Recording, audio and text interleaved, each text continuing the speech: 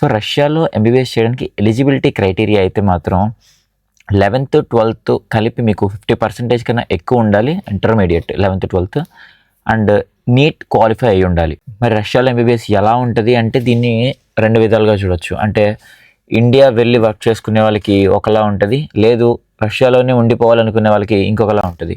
India వెళ్ళాలి అంటే కనుక ఎఫ్ఎంజీ ప్రిపేర్ అయిపోవాలి, అంటే సేమ్ ఇండియన్ సిలబస్ ప్రిపేర్ అయిపోవాలి. యూనివర్సిటీ వాళ్ళు చెప్పేదంత సంబంధం లేకుండా మనమే ఒక షెడ్యూల్ వేసుకొని మన సిలబస్ మనం 6 సంవత్సరాలు కంప్లీట్ చేసేసుకోవాలి.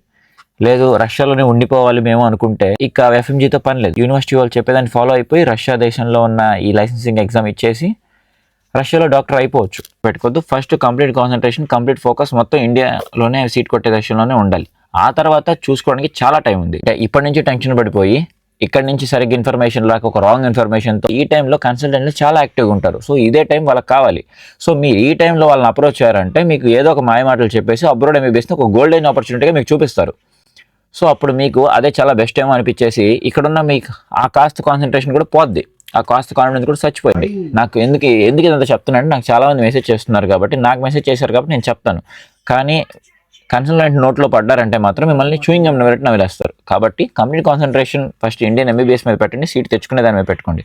ఆ తర్వాత ఏంటి అనేది మనం చూసుకోవడానికి మనకి చాలా టైం ఉంది. మీరు అబ్రాడ్ ఎంబీబీఎస్ గురించి మీకు ఏ డౌట్స్ ఉన్నా సరే నాకు కామెంట్స్లో అడగండి. లేదంటే ఆల్రెడీ నా యూట్యూబ్ బయోలో నాది ఫోన్ నెంబర్ ఉంది, ఇన్స్టాగ్రామ్ లింక్ కూడా ఉంది. మీరు అక్కడ కూడా మీ డౌట్స్ నాతో షేర్ చేసుకోవచ్చు.